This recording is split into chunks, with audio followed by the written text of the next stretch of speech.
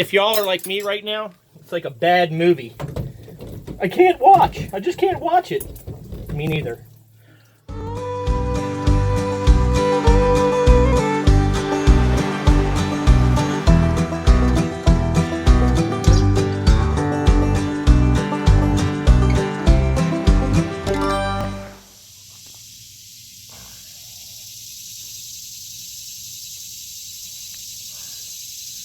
Oh, the chair is wet. Testing, testing, 1, 2, 3. Testing, 1, 2, 3. Speedboat Maniac coming at you guys. Good morning. Okay, my YouTube family. Just I'm not even going to say quick little update, because every time I say, you know, hey, real quick, or let's do this real quick, it ends up being a 37-minute video. A couple things I wanted to touch base about.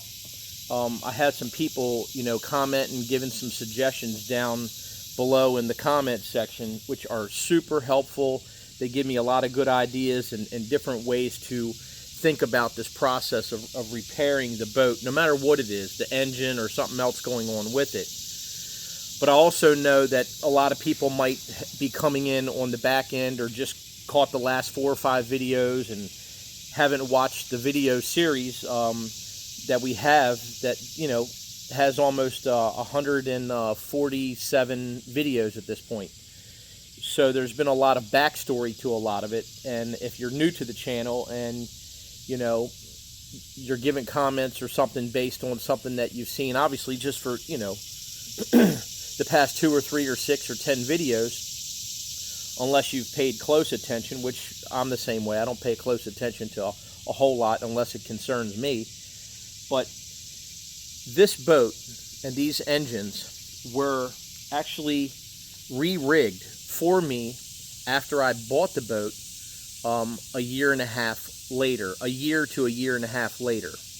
I had Lily Sport Boats, Art Lily, Britt Lily, Alan, the whole team over there, send these motors to Joey Griffin. I worked directly with Joey Griffin about what we were doing on the engines, and we brought the engines back, put them in, and Lily re-rigged the boat. So what I'm saying is I never really had a test on this boat other than a 20 or 30 minute sea trial out in California for a little bit of running this boat, you know, at higher RPMs and higher speeds for, let's call, long lengths of time, you know, more than 3 to 5 minutes at like wide open throttle, which from what I understand, and not what I understand, I get yelled at.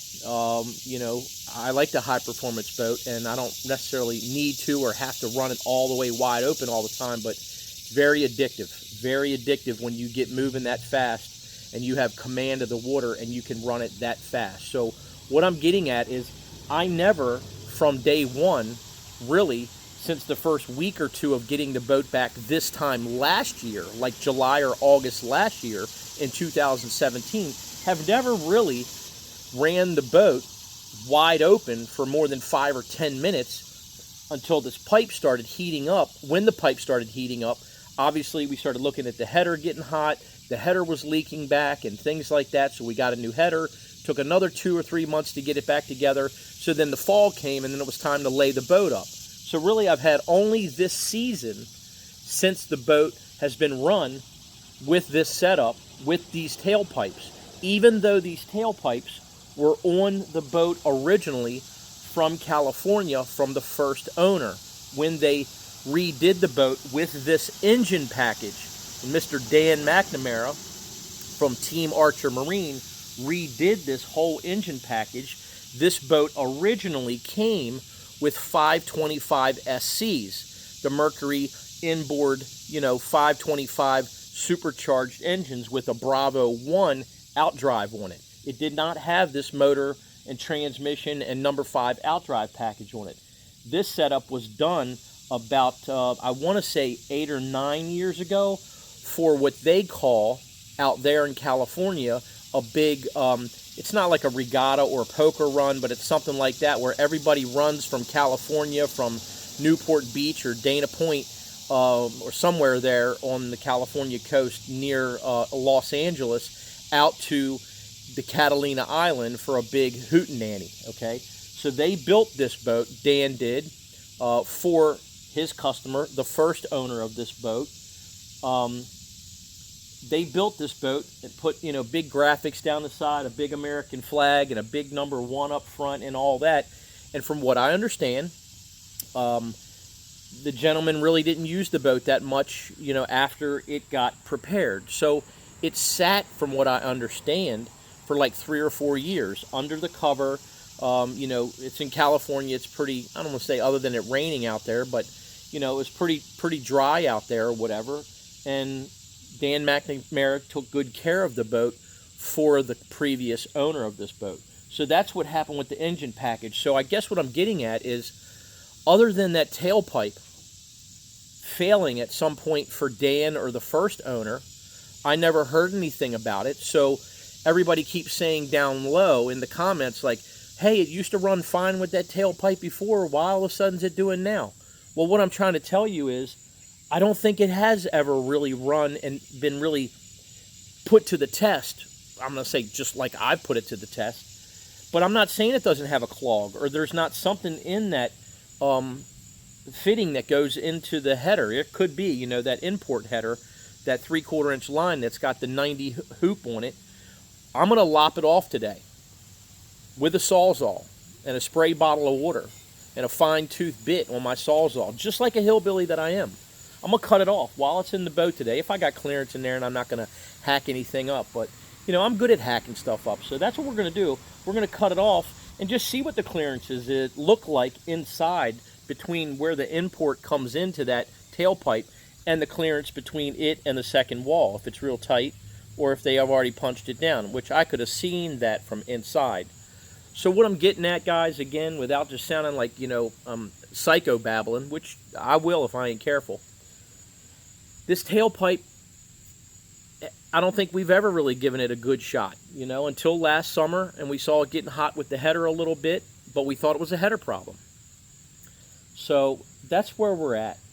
And then as far as drilling the back of the tailpipe, okay, it's right at an elbow. It turns right from an elbow, so technically I'll be drilling the back part of the elbow. And really, when I'm looking in there with a flashlight, I did it the other day. I'll try to take you guys on again, and so you can look in there when there's no water running. There's a pretty good size, gap around it that you can see, okay? But just because you can see a gap around the back, okay, doesn't mean the elbows don't have tight spots around them that the water's being restricted. If it's touching on one side and then touching on this side, the water might be struggling to get around both elbows. So I might be able to drill the holes in the back of the pipe on the inside to relieve some water. But if the elbows are still struggling because it was assembled or welded a little tight without that much clearance, again, I'm just speculating at this point, then we can do all we want inside the inlet pipe up top. It's still not going to flow good water. So, again, guys, I'm just basically just running it through my mind of how I'm going to do this. It is a long tailpipe with 2 90s on it, whether it's assembled right or not. Now, I will say one other thing. In the back of the tailpipe, where the inner pipe and the outer pipe meet, there is a spacer, like somebody took a piece of TIG aluminum, stainless steel TIG welding rod, which is what you use, which I saw Big Jeff did. I learned a lot by watching that. And the inert gas and the heat that they apply, and then they use the stainless steel rod as they weld onto the product, onto the metal that they're putting together, the stainless steel. There is an extra piece of rod that's probably, I want to say 2, maybe 3 inches, that's bent on that edge, and I think it was there to kind of hold the 2 pipes as a spacer. Because I was told sometimes when they build headers and tailpipes, they'll weld in these little nuggets or put these spacers to keep pipes separated, so there is an air gap. Now, I'm not saying that's keeping water from coming out of the back, but it'll be hard for me to grab it and pull it out or try to cut it out of there without ruining something, but maybe I can get you guys up in there with a flashlight and let you take a look. So enough babbling, enough going over it, but look, I try to talk all this out, bring you guys on what it is I'm trying to diagnose. a lot of you guys that have boats and have situations like this do appreciate talking about what we're going to do and what our next step is. A lot of people who are here at the channel want to just see me out running in the bay, and I would love to be doing that all the time. But, you know, so far 90% of this channel is working on the powerboat, trying to get it running, so the other 10% we can be out on the bay. We're trying to get the percentages a little bit higher of being out and working, but thanks for your patience. Let's go up in here and see if we can't get ourselves into trouble, lop this pipe off, and get a camera, get you guys poked up in the bottom of this tailpipe, and see if you can see what it is I'm talking about drilling and this clearance space. So let's take a look. Okay, guys, so look, I'll try to get you up in here a little bit better with a flashlight in a second, but we're basically going to pull this flap off, and we'll get a flashlight and we'll take a look up in here and show you what I'm talking about how difficult it's going to be to drill up in here, if we're going to drill at all at this point. I'm kind of having my doubts. Not doubts about drilling it and how I'm going to drill it, but even if I drill it, will it do anything, being that the 90s are so close to each other. So, you know, that's what's going on. Let me get my 5/16 nut driver out of the shed, out of my old Sanford and Son shed. Just get it down it. Just get it down it, down it, down it, down it. Stand it, down it, down it, down. Let's see. Don't you just love it when you know you only need one little tool and you just can't find it? Whatever you do, don't mess anything up in here. Yeah, there she is. Cool.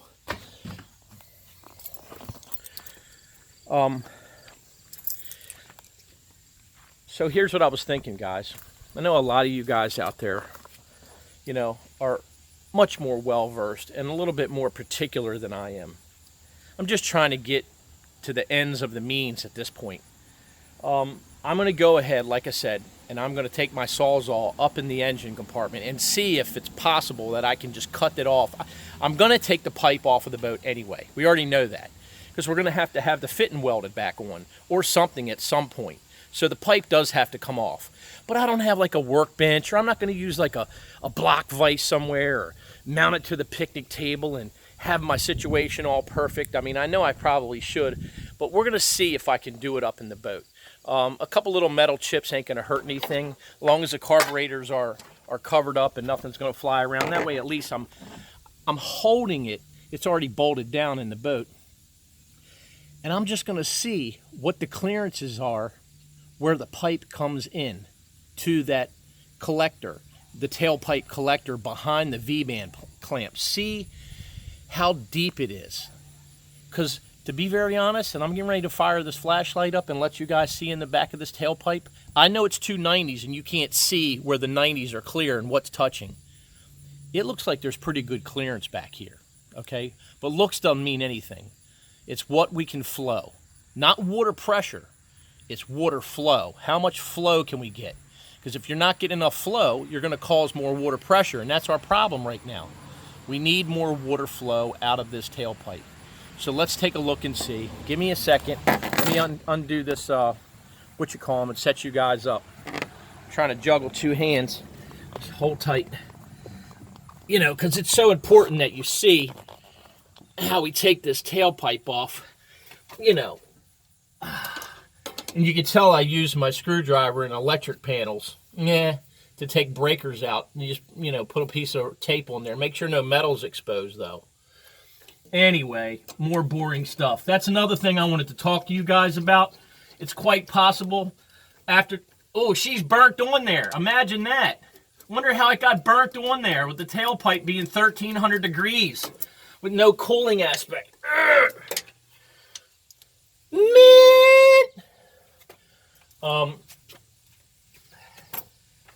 I wanted to talk to you guys a little bit about my schedule.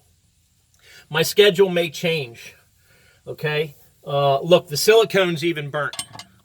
One thing at a time, Wes. The silicone obviously is burnt around the fitting from it being so hot, okay? That's going to be a normal situation. All right, we'll get back to my schedule in a second. Let me see if I can set you guys up, okay?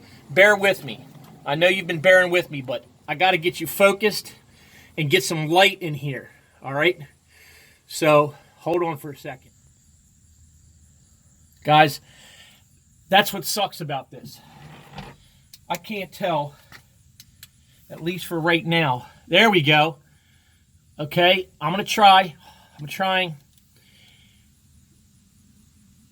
This is the proper tailpipe we're looking. There we go.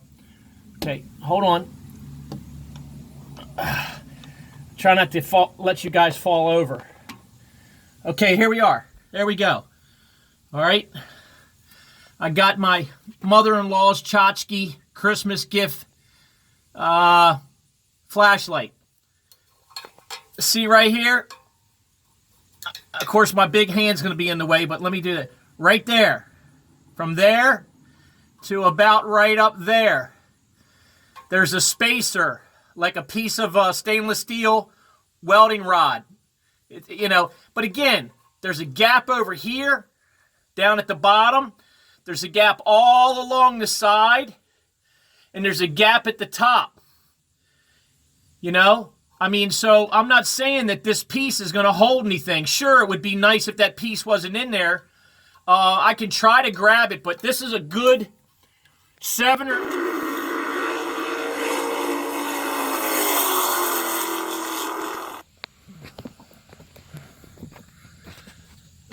Okay, I hit the button on the stupid camera, right? Anyway, it's a good 7 or 8 inches up in here. Okay, that's a good ways up in there to be drilling and trying to get a hold of anything. But you can see the gap up at the top. Okay. All right, so that's that. And that's basically the 90 right there, guys. Obviously, that's the bottom part of the elbow. So it's not like there's any straight pipe. There's not any like straight pipe that you can go, okay, I got 4 inches. I'm going to drill it right here and relief it all. No, it's basically right at the 90 where it curves. I don't think drilling this tailpipe in the back is going to help anything, okay? Obviously, it would probably help a little bit if I could pull that little piece of wire out of there, but I got a feeling that that wire's not holding any water from coming out of there. The blockage is either in the elbow, obviously along the tailpipe somewhere, or right where it goes in. So, wouldn't you know it, it just started to rain a little bit and overcast.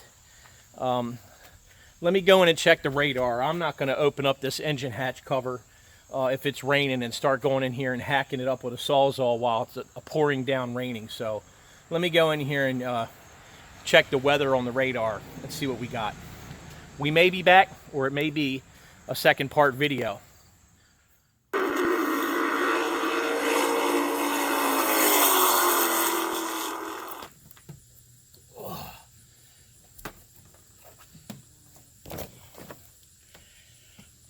Okay, so it looks like we're going to be okay with regard to this weather. It was just like a little teeny cloud that was going across.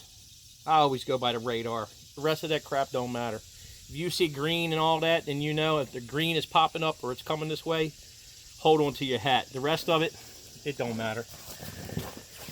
So let's see. Watch it start raining now.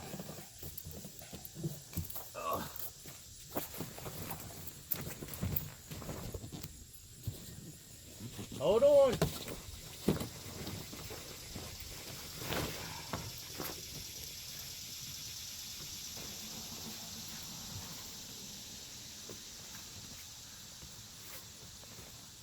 My wife got mad at me the other day. She's like, "Where's my beach towel?" It's on the boat, covering up the dash. See, Tim, I got myself in trouble. I could have got a cover, like you said, one that snaps on real nice, but instead, I'm using my wife's personalized beach towel to cover my dash up and getting yelled at. As if we're going to go to the beach anytime soon.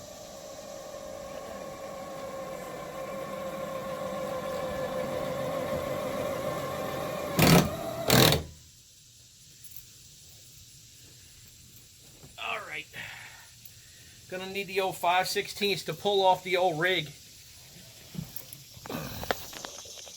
Okay guys, so like I said, I'm gonna cover up the carburetors, the bird catchers, because there ain't no filter in these motors. That's funny, it's not technically even a fire arrestor, or it has a filter in it or anything, okay? Oh, there's that one. And got the old trusty nut driver. I have to lift you guys up for just a second to put one over top of this motor. Okay, like so. And I think we're good there. All right, now, here's what I like the past couple years I've noticed, and I'm not the only one that's noticed this. It's been one heck of a resource. If you have a question, you just don't know, you're riding along with your wife in the car, or your friends, or your children, and somebody asks a question, you just go Google it, or you just go type it into YouTube. So I did. How to cut stainless steel metal. Saw a couple videos. You know, again, not just with cutting or drilling stainless steel, but cutting it. Use a fine tooth blade. And again, this is not a tutorial at all. This is just me hacking in my backyard. But it was a lot of helpful videos. It's awesome. And they say instead of using oil, because for some reason the oil doesn't help as much as just a cooling agent like water, or a more water-based cooling agent. So you can use water and a fine tooth blade on your saw or whatever kind of milling machine that you're using. But again, we're just lopping off this fitting right here close as we can without causing any damage, and have it welded back on. I again want to see what the clearances is inside of this pipe. So it was helpful. So let's take a look and see. I got my garden hose for a little drip of water. I'll kind of strategically place it, hopefully, so it won't leak all over the place. And let's see if we can't hack something up. All right, so first let's just get these hoses out of the way for our experiment. This was a few days ago. I just kind of been busy. And like I said to you guys a little bit before, my schedule's going to change. I don't know what's going to happen in the next week or two, but I may be, you know, only uploading 1 or 2 videos a week. I'm not sure yet, so I'll keep you posted. So let's go ahead now that I got that off. And these are pretty tight, and of course, oh, she's probably burnt on there. I spit on them to get them on there, and now I'm going to have to spit on them to get them off. I love the struggle. Struggling is fun. Okay. So, I got that one on there pretty good. Cracker loose. Boy, she's on there good. Let me go get a screwdriver to peel it off. See this one right here.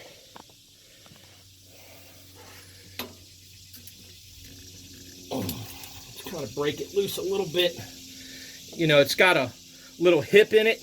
These pipes got a hip welded into them, so when you put the hose clamp on, that it pulls off. But they were tight. There you go. There you go. And then I'll take them off the other side later on. I'm just trying to get your hose clamps off of here. Put them someplace where they're not going to fall, like on the back of the boat, so they fall on the ground over there. Yeah. All right, let's see what we have for water. Got a little dribble going here. I'm not sure if I can tape it. I brought my trusty painter's tape. But I turned the hose on a little bit. I wouldn't have thought that I turned it off completely. But let's see. I love the struggle. All right, guys. Yeah, I'm going to have to go turn the hose back on, and tape this old puppy on here. Just temporary, just trying to get some water on it. All you guys out there that are watching right now, they're like, man, I can't watch this guy. It's amazing, the crap that he does. No wonder his boat's never running. Yeah.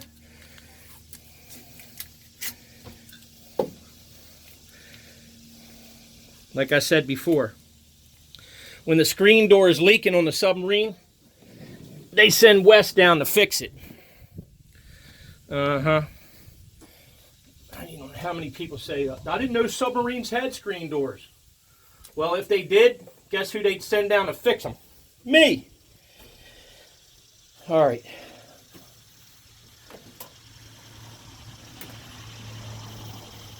All right, we'll be right back. Let me go turn the garden hose on a little bit.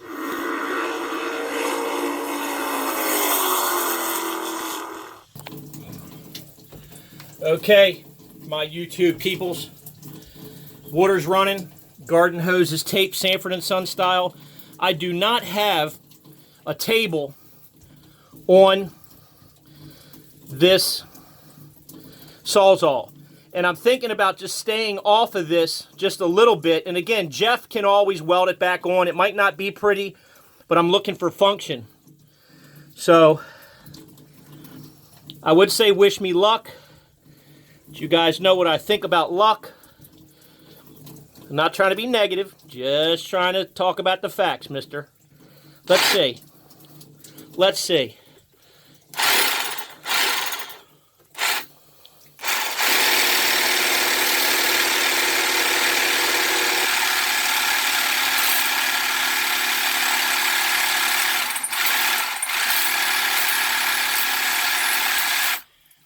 She's dancing a little bit.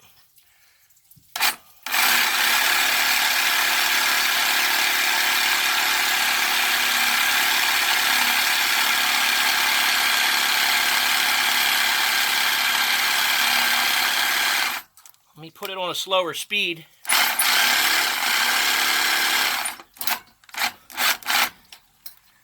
It's cutting.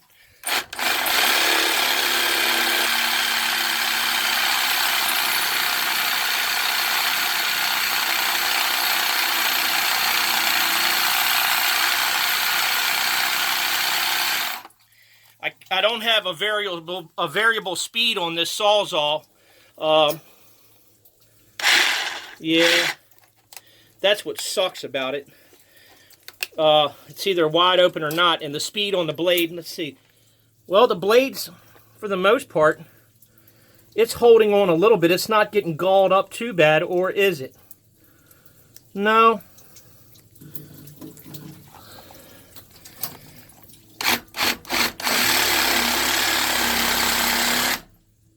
Oh, now the water stopped running. There she goes. Must have had an air pocket in it.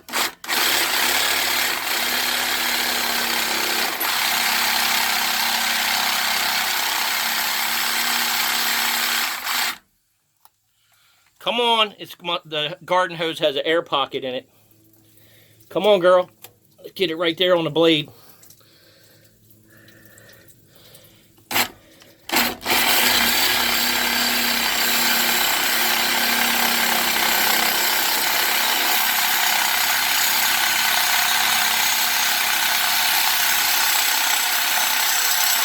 Give her! Ah, yeah, that was a good one. Well, it's cutting. Gonna need a new blade. I'll edit this part out. Yeah, Wes. Hackmaster 101. The blade's right down there. Let me go get another one. That was pretty mad.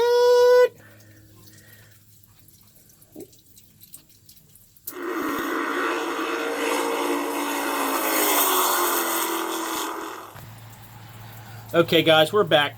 I think this blade ought to get it pretty good. Yeah. Just kidding. Ah! No, I got a fine-tooth blade right here.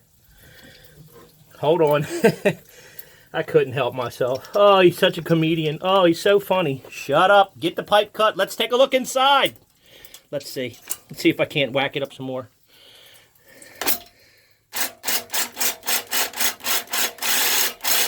I probably should have used a blade like this to begin with. I was thinking smaller was better. Water on there. Now I broke the tape. Hold on. Hold on. If y'all are like me right now, it's like a bad movie. I can't watch. I just can't watch it. Me neither. Hey, we better get busy. He's plenty sore. A blockbuster. Okay, let's go.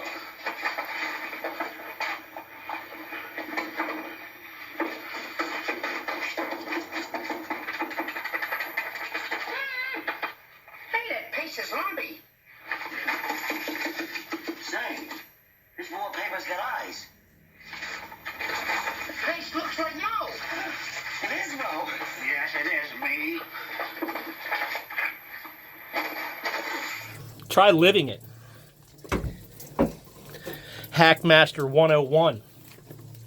The name of this video.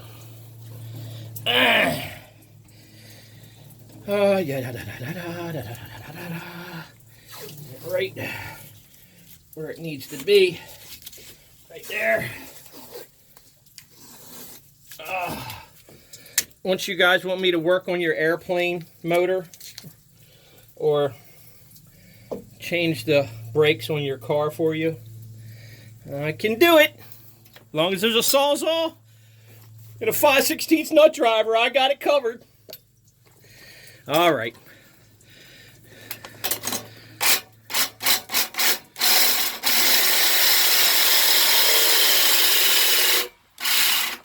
Oh, like butter. After 20 minutes of wrestling with it. Butter.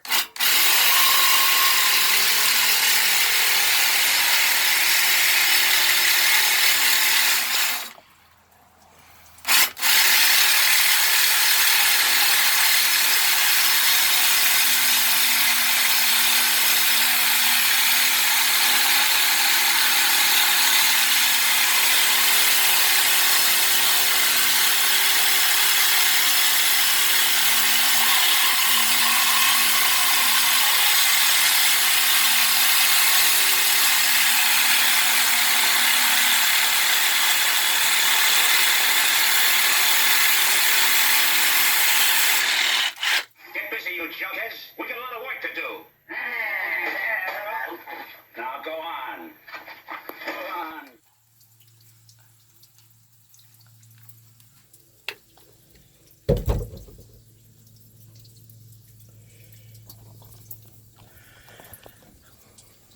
Guys, you're not going to believe it.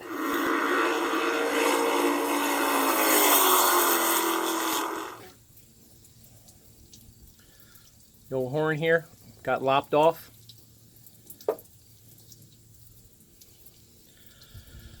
We'll see you guys on the next video, which is soon. We're going to take a look inside this pipe and see what we got. If you like this video, give it a big thumbs up. Comment down below, share it with a friend. And if you haven't subscribed already, please subscribe and turn on your notification bell for any new videos coming your way. I got a feeling I'm going to get 10 dislikes, 20 dislikes because I didn't show you what's inside this elbow. Soon enough, we'll get to it, a little bit at a time. So to you and your family, we appreciate you coming along, and as always, God bless.